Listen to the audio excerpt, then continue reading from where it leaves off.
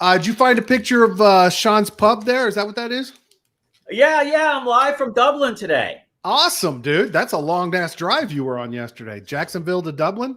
Actually, I swam. It's longer. Good shit, man. Now, so I'm kicking back, knocking back a few libations. Well, that's good, man. My Jets are doing pretty well this season. Oh, you became when were you? Well, I never knew you were a Jets fan. Sorry about that. Yeah, since the 80s. I moved to Jersey. Okay. And no, where my parents lived was beautiful. Town called Bernardsville up in the mountains. It's where Jackie Onassis lived. They didn't live in that neighborhood, but very colonial, very beautiful hills North and Jersey? mountains. North, central, west. Yeah. Yeah, got it. Beautiful. Why was I telling you that? Because that's where you lost your virginity? Oh, that night. So I had a friend, was my dope hookup, and then we became friends. And he had Jets season tickets. His dad had him his whole life. He's like, "You want to go to Jets game?" I'm like, "Yeah, okay."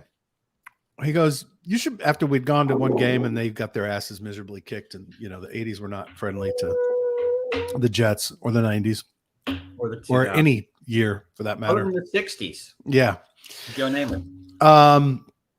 And he said, "Hey man, why don't you come every week? I got this extra ticket. Nobody else wants them. Nobody else wanted them. Why don't you come every week?" And I was like, "Oh man, I don't know if I can suffer that much," but I did. And so, over time, I became a full-on obnoxious Jets fan. Over the last few years, I haven't been paying attention to football as much, but started to dive back in a little bit, keeping track of what they're doing. So it fills time, and it is fun. And it gives you something to. It's a release.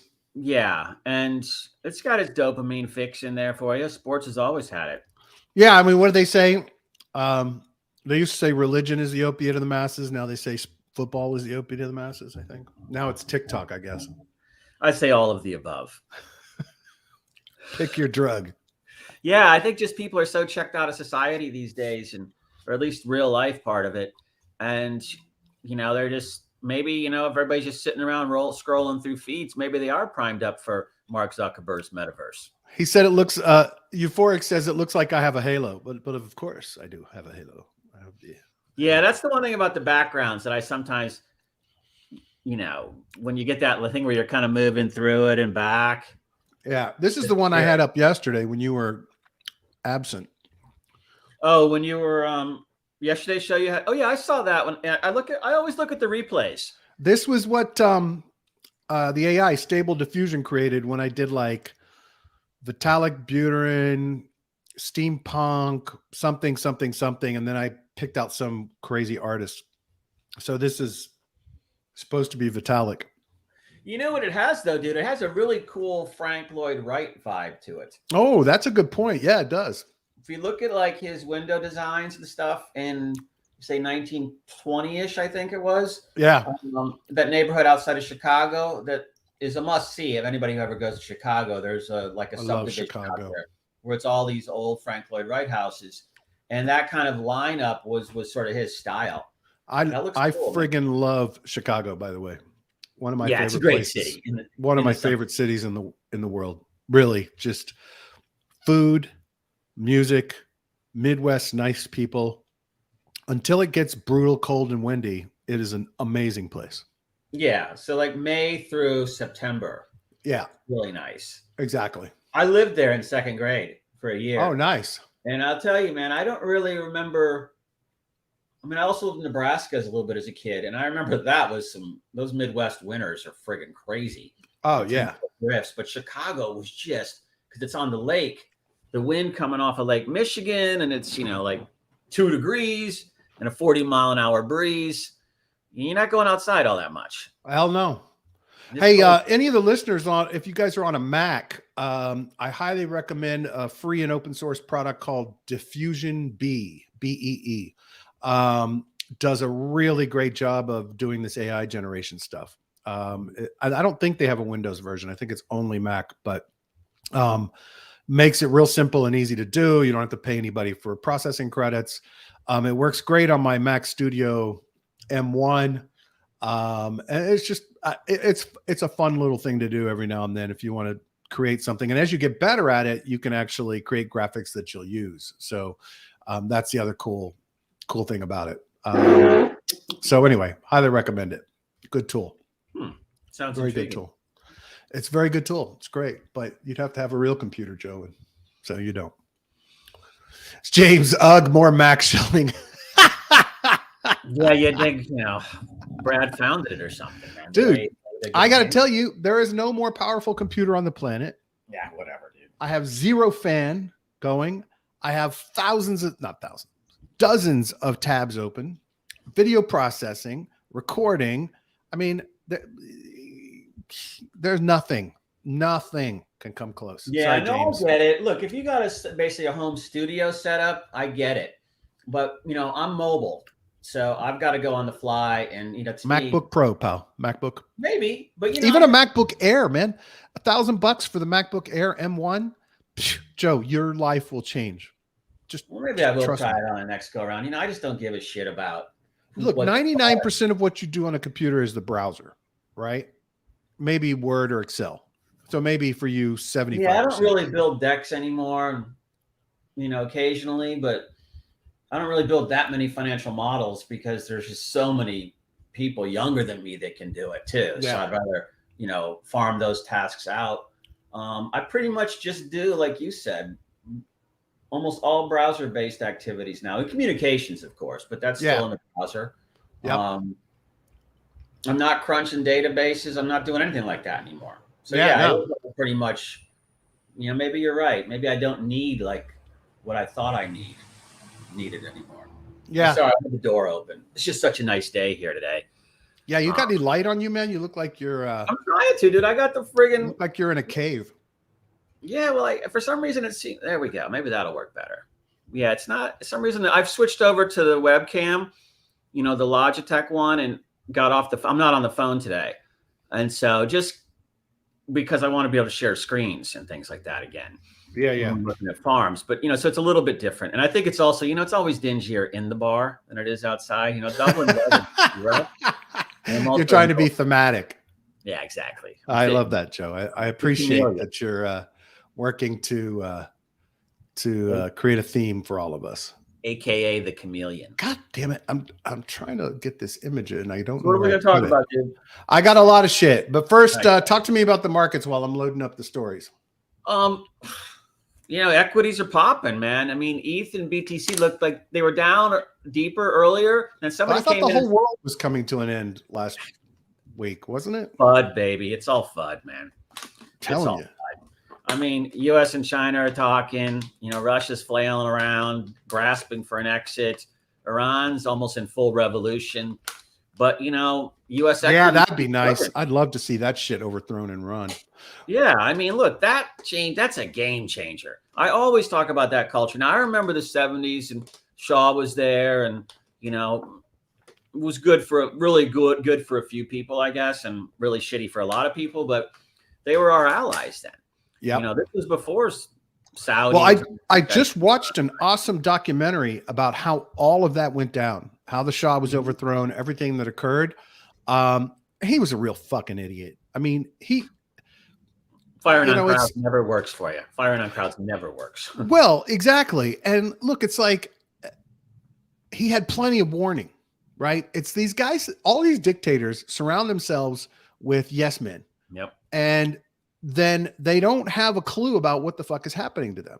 And even when a big public event occurs, like, they arrested and locked up this photographer that was taking pictures of people in the street or whatever, right? That were poor and starving. They arrest and lock this guy up, right? And everybody starts protesting and nobody gets a clue. Like, oh, wait, we just arrested one photographer. We've been arresting people for years. What the fuck? And now there are people in the streets who should be scared of us.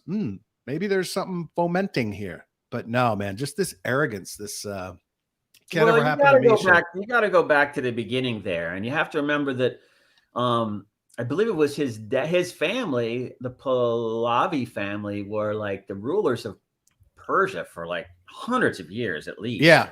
Before the it opened up to some reform, and another group became president. Let's say I think it was Mossadegh, like Mossadegh, 54, I think it was, and basically again, after World War I, when everything was the lines were all drawn in the sand there by predominantly the Europeans to get access to the oil, Iran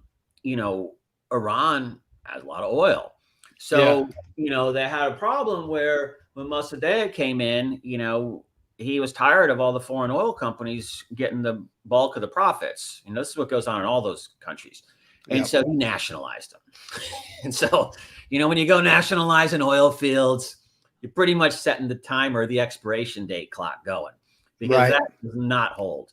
And just too much money and power and connections and whatever you want to call it. But at that point, then, he was gone. And, the West definitely, I think it's pretty much open knowledge, orchestrated that in some way, shape, or form. I don't know who. I mean, I'm not going to say which country did the most. I don't know. But I would suspect it was predominantly, our British pals first. We were probably in the second hole, and France was probably skirting around there too. But, all the oil companies were. So then we tossed that guy, put the Shah's kid back in power. And then, he ran that company forever, or that country forever. Company, yeah, whatever. But the point is that you have to have a real reform movement. You can't, in this one, when the women and Gen Zers take over, there's nothing really to nationalize, I guess. You just got to get rid of the Republican Guard. But you have to go parliamentary democracy right away. Right. And you have to have an outlet for, some more equal distribution of wealth. I'm not talking about some kind of communist thing. I'm talking about, liberal democracy kind of stuff. Yeah, you just have to restructure shit so some other people get some of that fucking oil money. I mean, that's the bottom line is he didn't. And everybody, when people start getting fucking hungry, that's when they want to chop your fucking head off. Same thing happened to the Chinese government. I mean, the Long March, the Mao Revolution, all that was all about food. When you've got hundreds of millions or tens of millions of people starving to death in the street with torches and pitchforks, you're kind of screwing up somewhere. Well, the one billionaire I know personally, Niblet says, having met a lot of Persians, it's remarkable how similar they are to Americans. Saudis less so. U.S. admin may have committed to the wrong regional ally. Yeah, well, that's possible. That's all left over, Nibs. That's all left over from 79, of course. Sure. People are never going to let that one go. The whole embassy seizure hostage. I mean, that's all in that's power. what Go ahead. That's what the documentary's about that I watched. It's supposed to be just about the hostages, but it's really about how the Shah was overthrown and then they had the power to grab the hostages. But this is really well done, this documentary. I was impressed with it. So it's called Hostages on HBO and HBO Max. But they have, there's also that good movie called Argo, which is worth watching. Oh, I never did see Argo. Oh, you got to watch that. I never did watch that whole time period when the revolution's ongoing and they've taken control of the airports and the government and, everybody trying to get out or get in. So it's a pretty cool movie where they create a fake movie script and screenplay and they're producing a movie. And what he's really doing is smuggling out is an agency. I think Matt Affleck plays the agency guy. He's bringing out people out of the embassy or something like that were, being looked for, let's say, right, mob. So it's a really cool movie, and I'll have to check it out. Deception. So watch that. Yeah, it won Best Picture. I don't know why I never watched it. Did it win Best Picture? That's what it says. Winner, Best Picture. Oh, it can't be Oscars. Did it? I don't know. Let me see back here. Because I didn't. The ID. No. Doesn't IMDb tell you? I'm just looking it up right here. God damn, it did win Oscar for Best Picture. There you go. As expected. It's in 2016. Interesting. But maybe wasn't a lot that year. Oh yeah, Life of Pi was the biggest competition. The one billionaire I know, Shervin Pishevar, his family left Iran around that time and didn't get out with much. And, he basically, as a single father, worked his way up from .com to extreme wealth. Anyway, I'm in the Iranians I've known in my life, I've been thoroughly impressed with. I knew a lot when I was in high school. And so I've always been impressed with work ethic and intelligence and everything else. There were lots of Iranians in Oklahoma? There were, actually, in Oklahoma City. Oh, that's interesting. Yeah, my debate team had 4. Well, how did they all I mean, because I was following like Laotian hill tribes people, and they put a bunch from Vietnam. They evacuated a bunch, and so there's a big settlement in like Greensboro, North Carolina. There's another one up in Minnesota somewhere where you have all the, Hmong. I don't know if they're Hmong, but you have these tribesmen all living there now. generation in. And I'm curious how they got there to Oklahoma. I have no idea. We had Iranians and we had Indians, quite a few. Cool. In my school. I mean, I went to a public school, but upper middle class public school. The governor's daughter went there, and it was a fairly well-to-do school. But yeah, so no, that's cool. No, the ones that I've met over the years, super cool, cosmopolitan. I mean, sophisticated, European. The interesting angle there is that the ruling class, the Shah's family, and all that ruling class was actually another religion. I don't know if many people are. I know Niblets, but they were all Zoroastrian.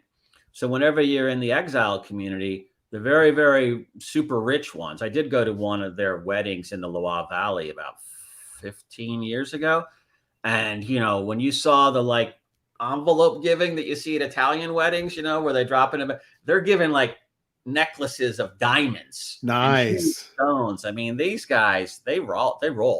Niblet says, friends in Tehran tell me it's the graft, theft, and corruption that have pushed them toward another revolution. There you go. It's the economy, stupid. It's always that way. It's like gas prices here.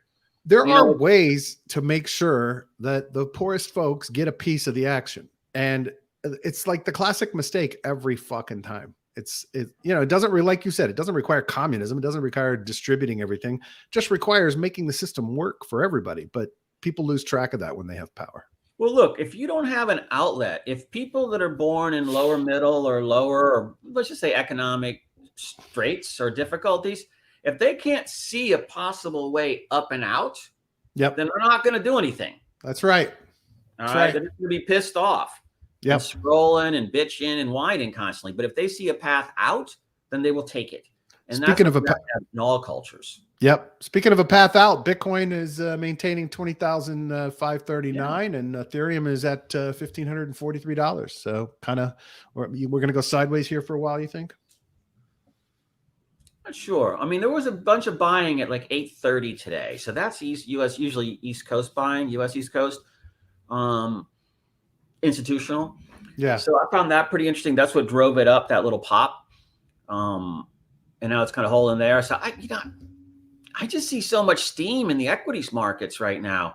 And all I can think of when I look at like the Hang Seng and Shenzhen and Shanghai indexes just getting friggin' pummeled. I mean, you look at Hang Seng, it was a high of like 37,000. It's at like 14,000 right now or something like that. You look at like all of them, they're gutted. So where's that money going? When people sell, they move the money. Where's it going? Why are U.S. equities keep going up? I think there's a massive capital inflow into and I've been saying this for weeks, but because of DXY appreciation or interest rates in particular, it's attracting capital into the U.S. markets to get higher yield.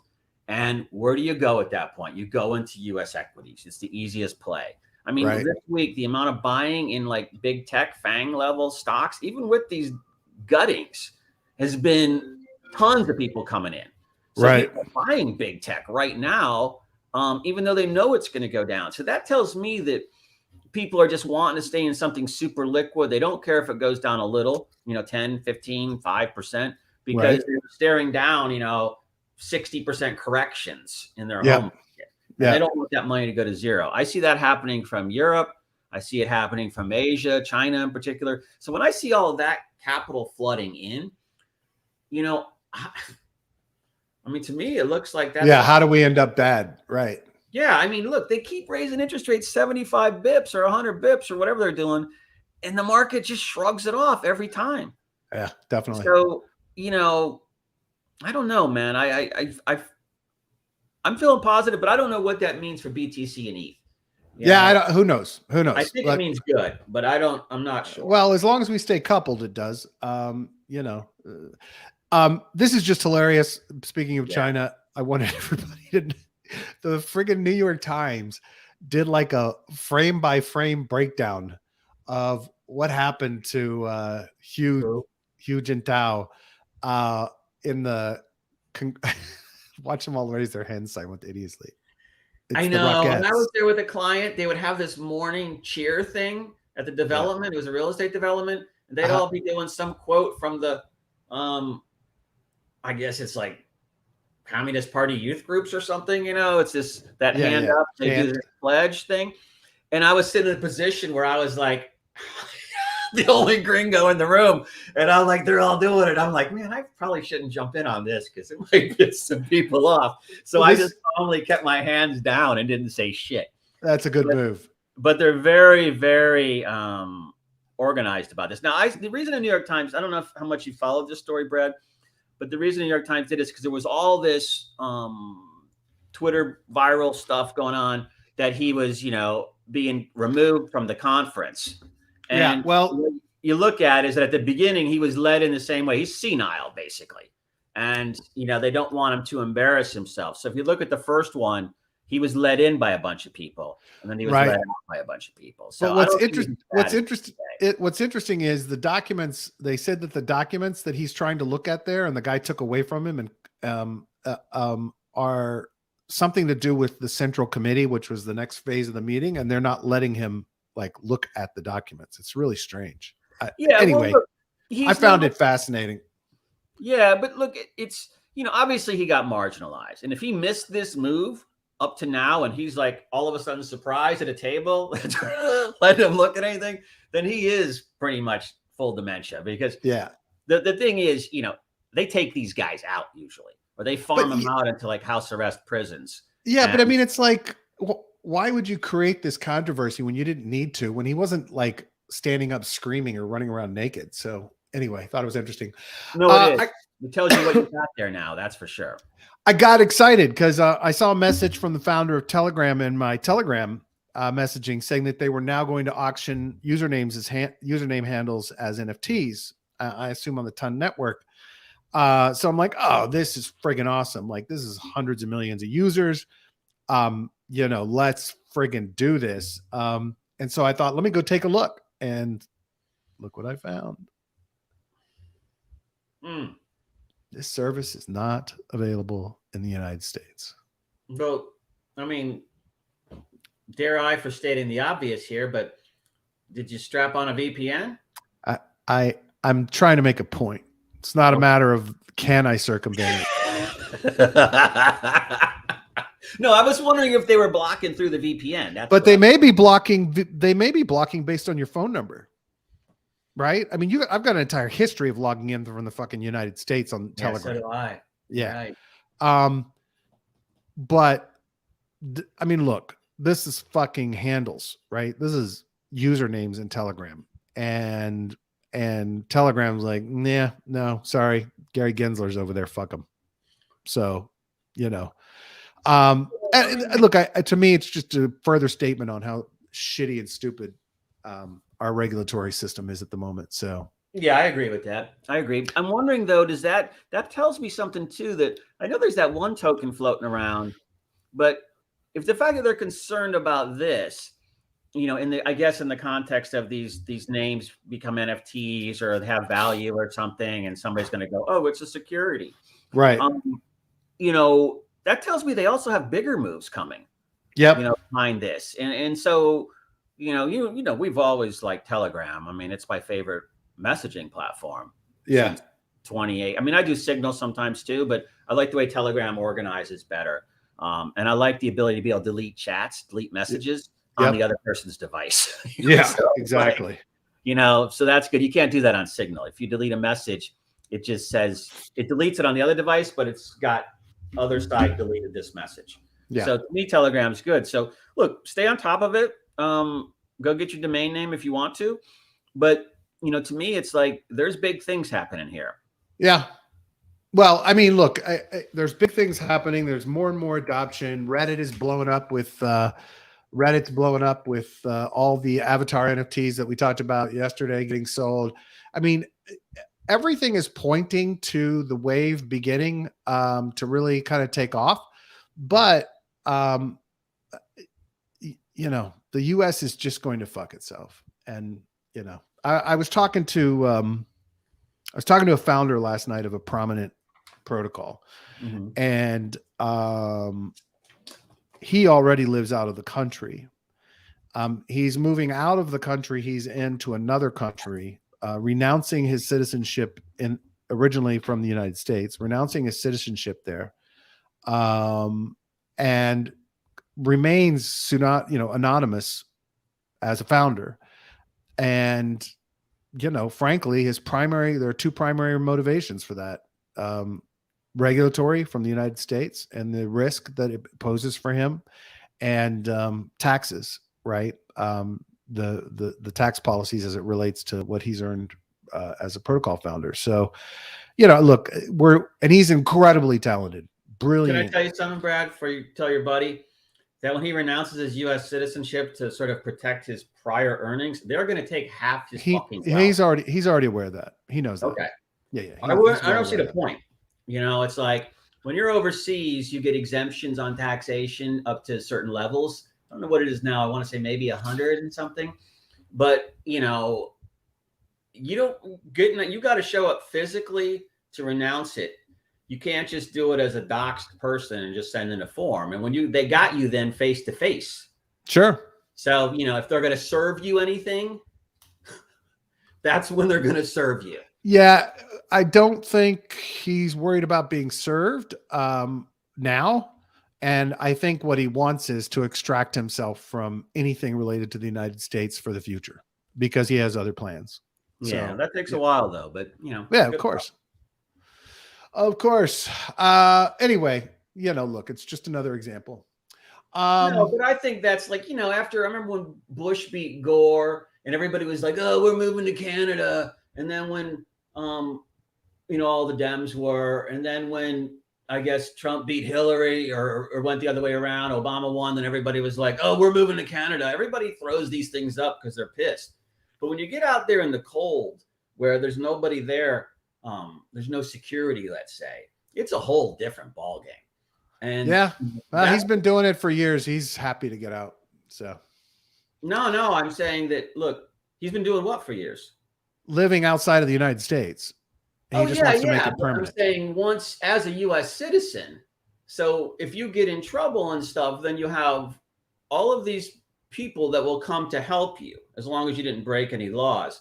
But you do something like this and getting out is not as easy as it sounds. I'm sorry. If you were born here and you've been a citizen your entire life, it's not that easy. Go look at how many people pull it off. It's not that much. I think it's just an overreaction. No, it just takes money. No, this is somebody that's been thinking about this for a number of years, been preparing for it. There are definitely ways to get other passports, and there are definitely ways. Oh, easily, but you don't have to give up the U.S. one. That's my point. You get the other one, so when they hijack the plane, you're like, no sprechen Sie English, But you don't, it's like you save the other one, so that way when somebody throws you in a dungeon, somebody's going to come get you. And if you're floating around other countries with a bunch of bank, that's a very serious possibility. But getting passports, yeah. I mean, Nevis, Panama, Cook Islands, Belize, Isle of Man, Switzerland, Singapore, Malta, Gibraltar. I mean, just go down the list. Luxembourg, Liechtenstein. There's shitloads of them. Sure. But I would pick one of those finance centers if I was your buddy. Yeah, he's got some experts helping him out. So Niblet says Canada small corporation tax rate is 11.5% and can dividend shareholder around 40,000 free of personal income tax. Wow. Maybe Canada's a good tax haven. Yeah, that definitely sounds good if it wasn't so freaking cold. Beautiful place, lovely people. Everything about Canada is great, except it's unbearably cold in the winter. Yeah, but parts of it are just the same. Montreal, It's kind of like Boston weather. Yeah, bad. That's but Boston's Vancouver, no better. Boston's no better. Vancouver's probably a lot like Seattle weather, is my guess, and I don't really think of that as being horribly cold. No, it's just cold and wet. Yeah, BC. You know, I haven't been to BC actually. I've been. I haven't either. I was supposed to go the summer of COVID. Oh, we were doing a cruise, and that was canceled. Yeah. The other place is the Calgary area or the Banff area. You know, that part of them. Yeah. I guess Rocky Mountains, it still is at that point. That looks pretty cool, and I've wanted to check that out. But again, I would do fall, spring, summer there, but I couldn't do winter. Oh, I couldn't do winter in Montana, Wyoming. I always look at Wyoming and go, I love Wyoming. And it's the summer, I'm always there. Yeah. I've been skiing in Wyoming. It's amazing. But I mean living in it. Oh yeah, no. I mean, yeah. I would live in Colorado. I'd live in New Mexico in the mountains. North Carolina. Those places are all reasonably decent. Niblet says it's chilly, but wrap yourself in tax savings to keep warm. That's good. That's very good. Twitter will allow users to buy and sell NFTs through tweets, on the other hand. So I haven't looked at how this is going to work, but evidently you'll be able to tweet out an NFT and let people buy it from you. I'm assuming they're on the back end using, looks like they're using Rarible, Magic Eden, Dapper Labs, and Jump Trade NFT to enable the purchases. Several blockchains spanned: Ethereum, Solana, Flow, Polygon, Tezos, and Immutable X. The feature is blockchain agnostic, so all networks are supported so long as the links are from a partnered marketplace. Interestingly, I don't see OpenSea in that list. That's interesting. Very interesting. Maybe because OpenSea is not sufficiently decentralized enough and they don't want to take that chance. But that says Flow Blockchain and Dapper Labs is not a decentralized blockchain. So I don't know how they made their choices, but very interesting. Very interesting for all four of these projects, right? When the monster OpenSea has all the volume, to have Twitter pushing volume through could be very interesting for these four players. We'll see what happens. Is this before Musk takeover or after? It happened this week, I guess. So before he closed. Yeah, he closed last night. So yeah, no, I saw that, and they're firing people left and right. So I wonder if this. Yeah, we're going to talk about that brilliance in a minute. Okay. Meta's value plunged $700 billion. Wall Street calls it a train wreck. Yeah, it's a good way to look at it. I don't know why I have the Mississippi River crisis underneath it. Maybe it's. Yeah, that is funny because it went from, Meta went from being worth over $1 trillion now to $300 billion. Yeah. Now I would buy on that Amazon dump right now. I'm seriously considering it because, frankly, fucking Amazon's going to dominate e-commerce for the foreseeable future. That dump is an opportunity. Amazon, yeah. I mean, where is it not? We use it. I mean, I don't really buy stuff from it that much anymore. I did a lot of Whole Foods during the pandemic. But I tell you what, Prime to occasionally get stuff, and I watch a lot of content on Amazon. We do just almost everything through Amazon. Target gets a bit of our business. Well, Target gets too much of my wife's fucking business, but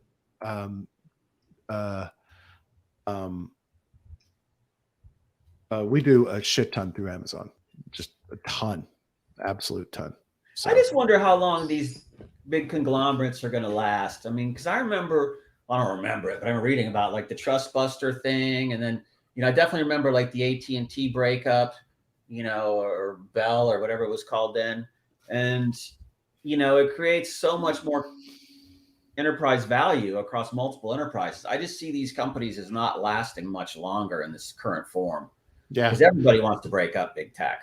Yeah, this is the Amazon chart. I mean, look at that. I'm sorry. I just. What's the PE? I have no idea.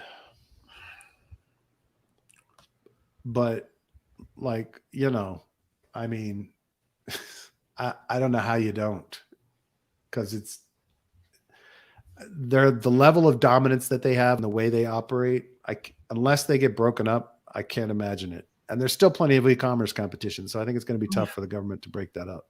Well, the PE is just, the PE is 60, which is pretty friggin' high. So, average PE in the markets is usually between 13 to 15%, depending upon So that is still way high. Now, Yeah, that's interesting. What happens to the PE number, just so you know, I don't know if you know this. I don't want to be preaching to you if you already do. Well, that's quite all right. No, look, the PE rate tends to equalize the revenue year-over-year growth rate. That's what we're trying to get to. So 60 PE implies that they're growing 60% a year, and I don't think they are. So that tells me it's still overvalued at this point.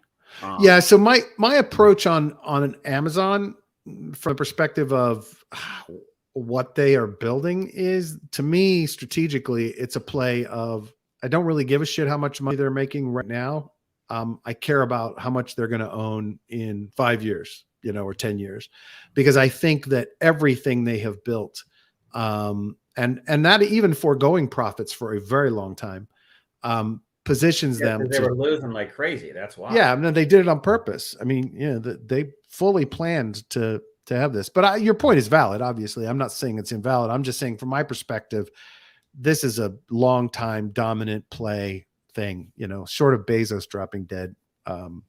This is... Trump getting elected and breaking it up. Yeah, because he hates Bezos. But look, I think Amazon, all things being equal, is definitely there for the foreseeable future. Yeah. And it's a dominant play. So look, if you're, I look at the entry point and I'm like, I think there's still room down. But look, if wherever you come in, this is not you, I'm saying to everybody listening. Yeah. That, if you were going to say, fuck yeah, Brad's right, I want to put $1,000 on Amazon. If you're thinking this is the moment, then you go in with $250.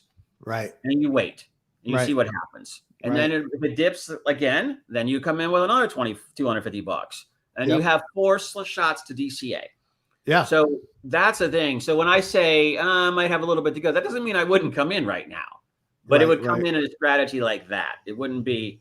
Personally, I'm going to hold off a little bit, but I think that's look, Amazon is what? That's one of the. If you take out all the oil companies and the energy companies. It's definitely in every facet of our lives. That's for sure. Yeah, absolutely. And it has a good brand recognition. People do kind of like it, I think. It's not like Facebook where everybody hates it. Google launches blockchain node engine, says Ethereum will be the first blockchain supported. So essentially, Google is going to allow developers to easily spin up nodes for the networks, for EVM networks, so that they can test their dApps and run them through the chain and use them for connectivity. This is a pretty significant move as far as I'm concerned. For Google and Amazon Web Services have both had, I think, Ethereum chain hosting, and you could fork a chain on Amazon and some other stuff. But this is like fundamental infrastructure shit. Now, it's not decentralized, so it doesn't make me very excited. But the fact that Google is launching this and sees this as a viable service that they should be offering, the idea that I can come into as a developer, even if I just use it for testing, if I can come into Google, log into my account with my email address, and bam, span up a node and connect my dApp to it for testing or whatever, or for deployment, that's a pretty powerful offering. Simple. You trust Google. They'll keep their infrastructure up. The biggest worry you have with them is if they get regulatory pressure on them. But I would assume you could spin this up in foreign data centers as well. Yeah, that's what I was thinking. Exactly. This is something to me that's really, I didn't see this till you just showed it, but we think about all the Ethereum and Gary Gensler's comments on, the nodes are all in the US. Yeah. Well, if you could come in here and you could set up your nodes in all the other countries, Singapore, other places, which is where we were setting up those nodes a few years ago. Yeah. Then all of a sudden you're not in the US. So if they're saying you have to have a node in the US to be covered by regulation, put the nodes outside. Right. Exactly. Simple. And you get DDoS protection, denial of service protection. I'm impressed. I really am impressed with this. I think this bodes well for all of us. I guess these are existing customers. So it looks like Nansen's using it, Near's using it, Solana, Coinbase, Dapper Labs. They've probably been testing in the background. Aptos, Blockdaemon, which is a node hosting operation, validator node operation. So, look, and you can apply for $100,000 in crowd credits as well. That's better than Microsoft. I mean, Microsoft gives that $25K package if you get into their startup program. $100K, that's nice. Yeah. This is a really good summary. This guy, Sam Kessler, hadn't followed him before. Somebody I follow with notifications on retweeted this. He's a interesting background real quick. He's a reporter at CoinDesk, but he's also an angel investor and has previously worked at Google and Harvard. So pretty smart guy. I think it almost sounds like he's being a crypto reporter for fun. It's just, really interesting because he's very opinionated. He's not doing kind of the unbiased journalism thing. Anyway, this is an entire thread on how, even though Optimism and Arbitrum are growing rapidly, they are way more centralized, as he says, than people realize. They comprise 80% of the roll-up market today. They reduce gas fees by 95%. But the control over transactions is very centralized currently on those chains. Now, he does say, on those layers, he does say that they will, in fact, their goals are to further decentralize and to become completely decentralized. But currently, right now, today, if you're on Arbitrum or Optimism, you are definitely on a more centralized chain than other places to be. So how would you compare it to Polygon, Brad? Well, he actually does compare it to it. And he's basically saying that they're no better than the side chain from Polygon. So Polygon's main side chain. And he actually says that ZK EVMs, which is Polygon and a bunch of other projects, are launching EVM rollups based on ZK rollups based on that are EVM compatible. That all of them, he says, are riskier, more centralized than Arbitrum and Optimism will be in the foreseeable future. So, look, this is a process of every protocol, every chain. They all start off centralized. They all start off with these kinds of problems, and they have to migrate and change. But, it's always good for us to keep it in mind. Anyway, I'll put show notes, link to that in the show notes. You know what? I'll save this one for next week. This is a really cool NFTs that you can use. I don't know if you've seen people that are anonymous on the web. They'll have a character for voice calls that are animated that track your face and your eyes and your mouth movements. So you could do interviews, but you have this animated character, this NFT. Well, these are anime versions of that it's called Anata, and they are NFT based. So you can buy your character and that's your character. Nobody else has the character, right? So you can identify with it with your identity. Anyway, it's cool. I'll put a link in, but we'll talk about it some more. Core Scientific, Bitcoin mining companies fucked. High gas prices, high electricity prices, and low BTC prices. But the biggest thing is that Celsius is not paying the bills that they owe to this mining company. So, kind of the contagion continues back to Do Kwon. So yeah.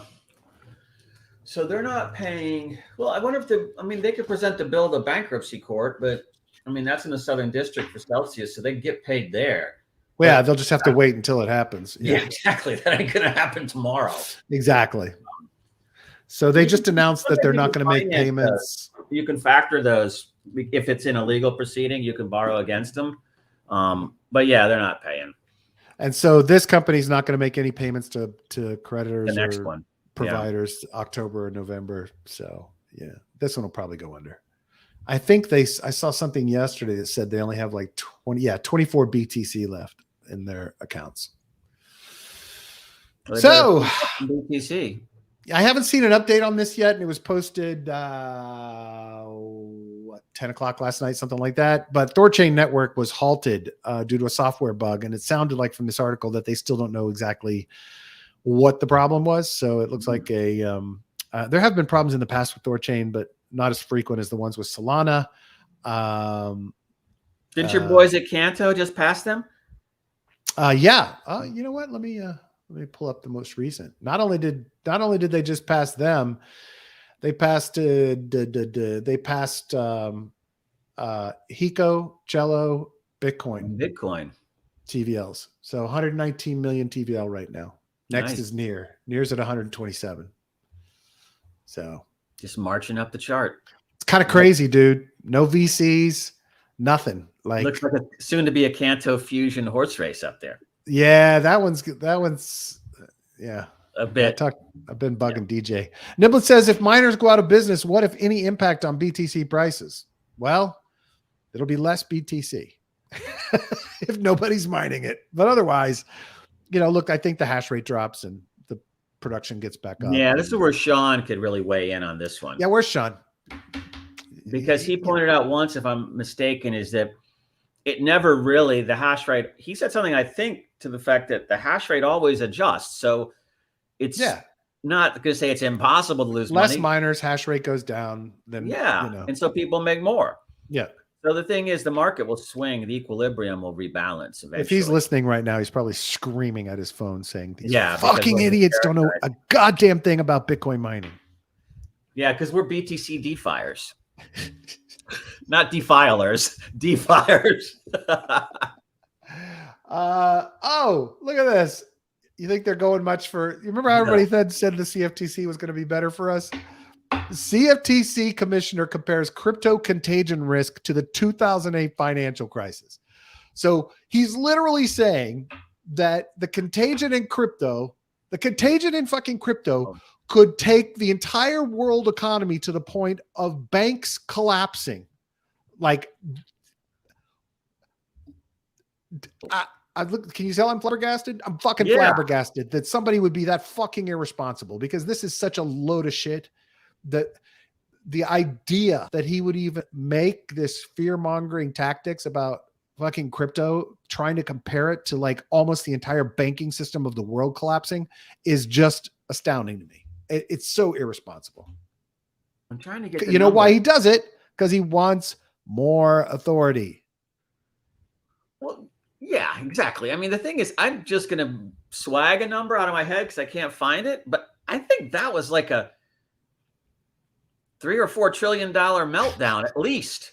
Okay. And it only escaped because of, I mean, we were this close to the entire fucking world collapsing financially. Yeah. And he's going to compare crypto contagion to that shit? It's like not even close. Asshole. Because look, here's the other thing. When the global rate recession 08, 09, also when people got their asses kicked financially, they also got kicked out of their house.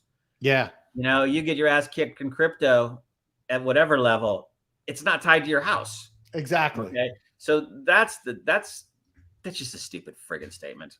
Yeah. Shizzy, no. It's just so fucking stupid. Shizzy says, is there any way that I can single stake?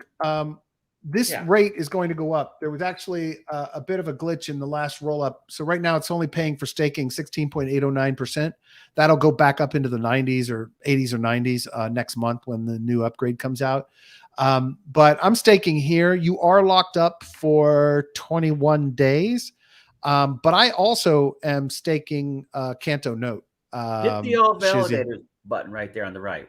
What's that? Hit that all validators button. Oh, okay. Yeah, I'll show you, because that's where I'm in the top one there. But you can pick any of these, Shizzy. Yeah, I recommend these guys. I know these guys personally, the one called 4 Moons. And I would recommend them. They're good guys, trustworthy. I mean, look, they could fuck up too, but they've been doing this a while. Yeah. They've been doing this a while in the Cosmos ecosystem. So they've had validator nodes across different chains there. I actually they do a Sunday night Twitter Spaces that they had me on to talk about Canto and DeFi, et cetera. Really good guys, really impressive group of folks. So if you're going to single stake, I would go here. And like I said, the rates will go up. Shizzy said, that sounds good. Thanks, guys. I think, and then I will tell you, Shizzy, there is some risk of impermanent loss on the LP side, but aren't they like 3,000% APYs or something? Well, no, it's currently it's at straight. It's only at 200. Is this going to load, or do I have to load my fucking wallet? That's annoying. Hold on. Hold, please.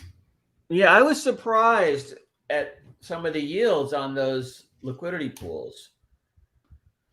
Yeah, so for the liquidity pool, you've got to stake in the liquidity pool, and then you got to lend. Oh, I'm not in the right wallet.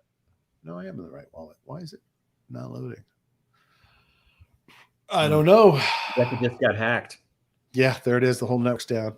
It's a massive rug pull. Epic rug pull. When dead. I don't know why it's not loading. This is really weird.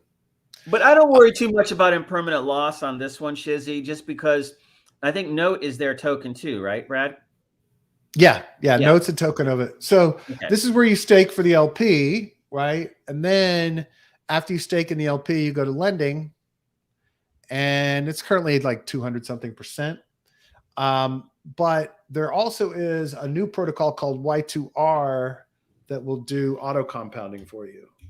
That might have been the one I saw that had like the Yeah, high. that's the one that you're going to see. 2,892%.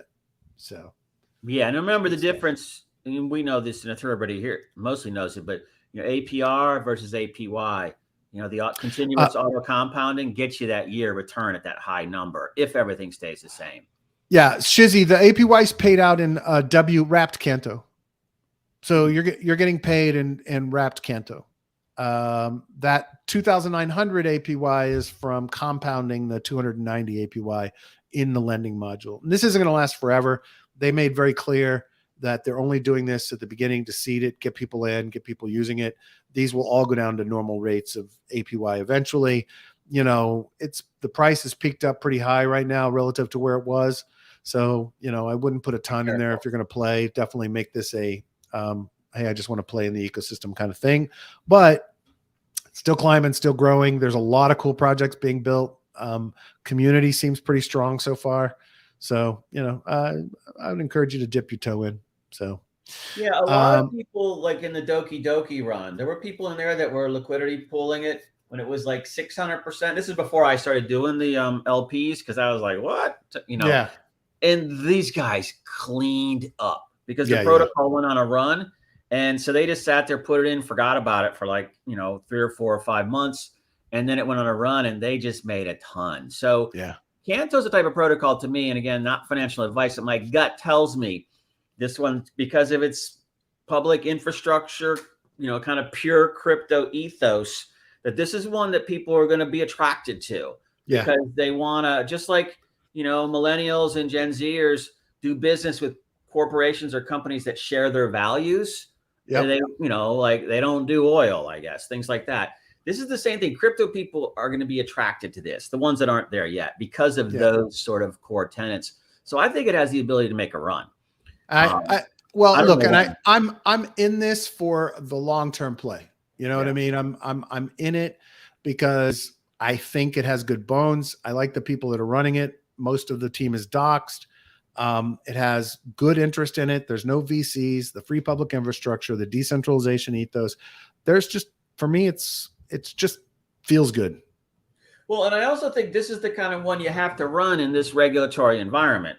And it's also the one that survives over the long game too, because of its core values. And if you want a great example of just kind of like the ethos in action, there's been a lot of NFT projects, a couple of stupid ones and a couple, but all of the ones that are core of the long necks, punks, and cantos, all of them are building on top of what they built when they launched the NFT. So the long necks created a game called Meep Meep, and it's awesome. And they obviously have their act together. People are not like just throwing. There are people throwing shit out there to make a buck, but there are a lot of people out there just really trying to build infrastructure. I think people just kind of feel like, oh, holy shit, this is how it should have been, right? It's like this free, open thing. So, again, there's no kumbaya going here. Everybody's trying to make money. Everybody's trying to make, would love to make a big score on this eventually. But to me, it's an opportunity. So, well, but I like too, Brad, about it is that, these aren't like first timer on the block people. They've built other things, they've done other things, and they've seen, all these DeFi 1.0, 2.0, whatever examples. Yeah. And they've learned from them. And so when this came out, it's not a first mover because it's learning from all the first mover mistakes. Exactly. Okay? And it's coming out with a, not tried and true, but without the obvious boners that so many of these pull. Exactly. And so that's where I think it has a potential to get a lot of traction, because even if we don't get the regulatory stuff straightened out, this still runs. Yep. And it runs everywhere. Yeah, and some other people that I have a ton of respect for that are involved in the project. Fubar built Forte Swap, and he's building another project in the space. He's very involved in it. If you don't follow 0x Fubar on Twitter, you should be, although he can be overwhelming with the amount of tweeting he does. But he is a brilliant ETH guy, developer, Solidity guy. And then Joseph DeLong, the former CTO of Sushi, is engaged and involved with it. So, those are two more that kind of gave me more confidence in it. Twitter's Elon's firing everybody. So, God forbid we keep any of the folks that actually understand how the fuck shit works there in place, at least for a little while. The other rumor is that he's going to gut everybody before next Tuesday, because next Tuesday everybody's options come due, $100 million worth. So a lot of people there are evidently worried. Like, I think who's the CEO, like Agarwal or something like that? No, he's gone. No, I know, but he has like a $80 million golden parachute contract. And the other's number two's got a 40 million, and then the third person's got a 20 million, and they're all wondering if they're even going to get paid. Like, is he going to honor the contracts? And the same with all the employees that they usually have gotten paid in options, and now they don't know. They're not getting that, of course, because they're going private. But are they going to honor the options that they have and the grants? And from what you said, he is just the weaselly enough kind of guy to screw him on the way out, basically. Right, which then makes everybody you hire and everybody on the current team that stays not trust you. Right. How do you trust the guy that fucks over all the people that had worked there for years? Right. Yeah, I'm sort of not concerned, but I'm intrigued by how it's going to turn out. Me too. Private, just the stuff that people are saying about what he's going to do with the Chinese now. Yeah. Because now he can censor as a private thing. So he's going to want to put it in China and then censor Chinese people, or I guess target dissidents, or whatever you would do with the platform there. All of that shit's very unnerving. But again, it's all speculation. So yeah, we don't know what he's going to do. Look, it's got till next Tuesday to make up his mind. Shizzy, is that the link you meant? Y2R, the compounding site? Otherwise, everything else that I showed you is at Canto.io. The lending, the staking, everything's at Canto.io. So that's all I got today, Joe. You got anything else you want to bring up? No, let me just take a quick look at macro before we go. Everything looks pretty steady. Oh no, everything just started moving again in the last. Yeah. The show effect, as I like to call it. It's because we're on. Yeah. Yeah. Right. No, it was so funny how the other day when I first started saying that I thought everything was going to go up, I looked at a chart later, and right when I was saying it, coincidentally, it just did a big green candle. Yeah. And I was like joking about that, but it is. I think it's it's lunchtime buying is what's really going on. Yeah. So to me, everything looks good right now. I mean, Fear and Greed's at 30. That's interesting. I saw somebody saying that was 20 earlier today, and I'm like, what? No. I mean, Dow's up 2%. Nasdaq's up 2.25. Yeah. Nikkei futures are up for later on today. 0.5 point right now. Bitcoin's on the way up again, 20,700, and ETH is pushing through 1567 right now. Yeah. All this morning.